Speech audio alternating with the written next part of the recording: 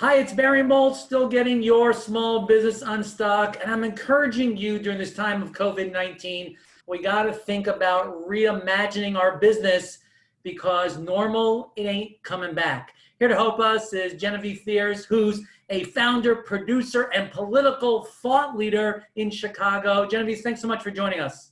Hi, Barry. Thanks for asking me. So how are you doing during shelter in place during this time? Because we know that Chicago's been probably hit one of the worst outside New York and New Jersey.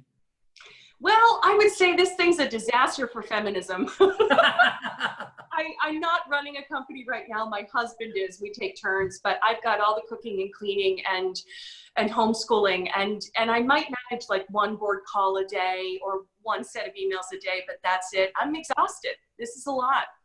It is hard. Now, you are the founder of a great success, Sitter City. What are they doing during this time? Because obviously they can't send people to folks' houses to do babysitting.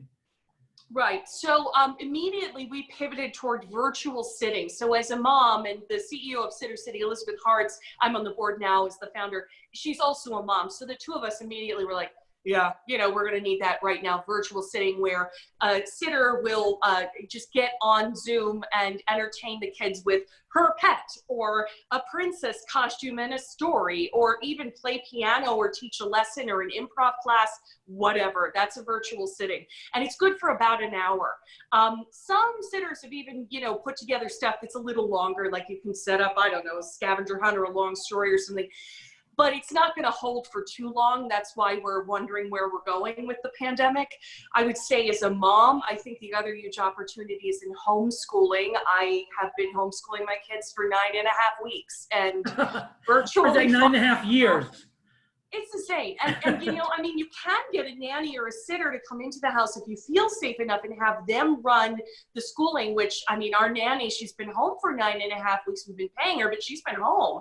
And any help we have, so we're on our own here. And I just think there's a huge opportunity there in homeschooling as parents panic about the new immuno disease hitting kids and the fact that kids under 4th grade really can't socially distance. They're like, they see their friend.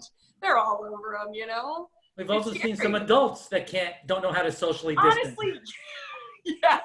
Best friends are like, if I'm going, you're going with me, right? We're all nervous. We don't want to get hit, so. Or when I'm out in the supermarket, I see people that understand social distancing. Let's talk about some other industries because they've done some creative things. What are florists doing at this point? Well, I haven't seen anything yet, but I will tell you that like a lot of friends, and maybe we're just in a bracket where we can do this, I don't know, but we got a hydroponic garden, one of those little ones that's a countertop, and I'm using it for herbs, etc. When everything went crazy with the Instacart and the delivery apps, I didn't want to add to the strain of the first responders who are heroic, right? You don't want to be ordering basil, just grow the basil. So I think seeds and hydroponics are a great pivot right now for florists to be thinking about. I kept on thinking, in Chicago, when you'd go through the grocery stores and you could see the other side of the aisle, I'm thinking, man, I better start growing something in my high-rise apartment. I'm not going to eat what I'm going to be able to kill. Right. Well, it's kind of funny. Just imagine you're in a spaceship to Mars. You've got 9 months with a bunch of crazy maniacs. Where are you going to get your food? How are you going to stay sane? That's what we're all looking at right now, Where do you think that theaters, movie theaters and live theaters, of course, you're a very successful opera singer. Where does that go where you can't get in front of people and can't be on a stage?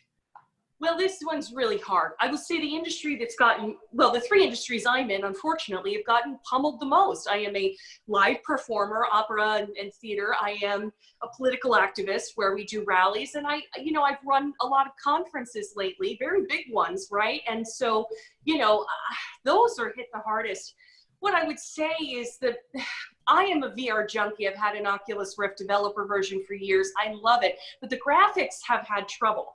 Recently, though, there have been some advances in graphics that things like, for example, when you look at a car hood, like seeing the light reflecting off of it, and that changes as you move. Those graphics have been limited by processing power. No longer, there's actually been a recent shift actually it came last year in 2019, where they began to make some breakthroughs with graphics. So we could be looking at realistic graphics within the year for an Oculus Rift experience. You still can't smell, or obviously, you know, if you're feeling around for something, it might not be there, but like, you can at least get a graphic experience in there that could be more exciting. And do I think we'll be doing meetings and shows in Rift soon, gaming? Absolutely. In fact, I think your average theater right now, your average Broadway theater, any kind of area like that, they should start thinking about gaming, because really they're going to become like showrooms almost for worlds that are created. And it's not really entering a show anymore, it's entering a world where you either have a guided experience or you don't. So I have so much to say there, but I think it's almost 30 years away, but this was the need that came, that pushed the graphics forward, that might lead to that eventually becoming a reality, which my geeky heart would love. Listen, I remember I'm 4 years old. I'm at the World's Fair in New York City. And for the first time, I see a video phone where I could see the person on the other standpoint. That's 1964. It's only now with the pandemic that I'm really embracing, you know, video chat. And I think what you were saying is that these theaters, these movies, they have to really redefine entertainment, right? Yeah, you can enter a world. You can go in the world 360. And that is just going to be a paradigm shift. You can't walk back from to 2D unless you want to be vintage like opera is now, which I'm an opera singer, you know, as well as an actress. I get it. But, you know, there's no stopping it once it takes that step. And it already has. Some of the stuff in there is amazing. You still get nauseous. I mean, there's the downsides, but right, that's what I'm afraid of. I get motion sickness. You do. Don't ever play for the awesome. It's a roller coaster game and you'll just fall over. It's terrible. Like good, but nauseous, you know? So what do places like bowling centers do, right? Where this is an in-person type of sport, which it's nothing but people contact with balls and lanes and alcohol and things like that. So there's a few iterations I've been watching. I just track this because I'm a geek. First of all, there's already like a laser tag like game in virtual reality where everybody puts on a headset, and for 40 minutes they all run around. Maybe there's 10 people, so you can take your like conjoined COVID bubbles and do this, right? But it's like they sterilize the equipment and then you run around and you play this game in VR in an empty room, but you're in a specific environment. I think that's going to expand to be things like virtual escape rooms.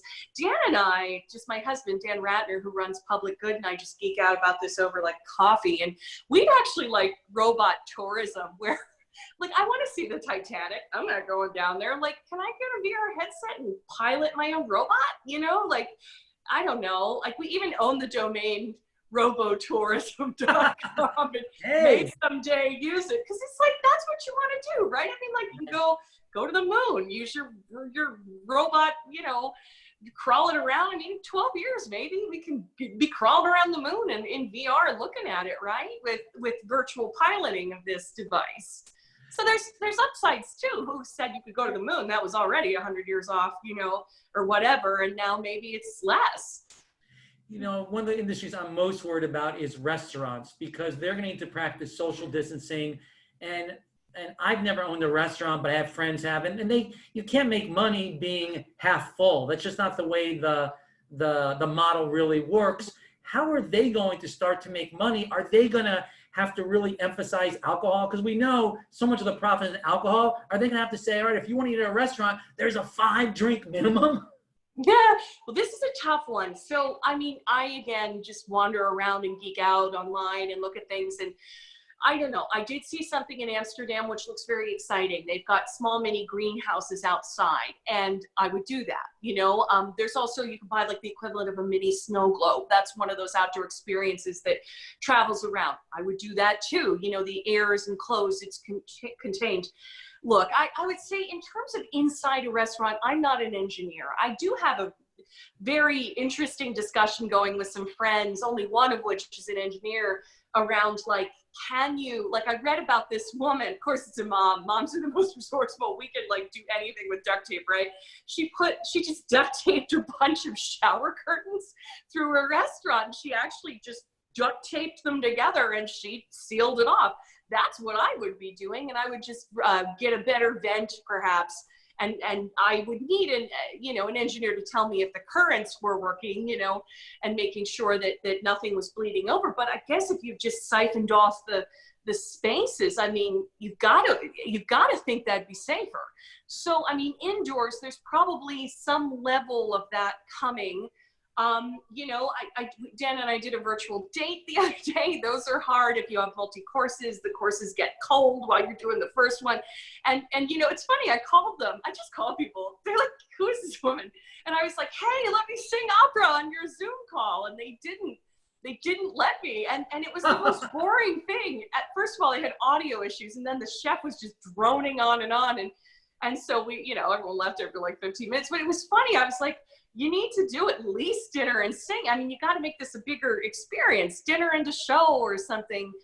But, I'm living for the day when restaurants find a way to partition things off. I don't care if it's shower curtains. I would like to eat at your restaurant. So if a good filter and shower curtains works, do it, right? Just do it.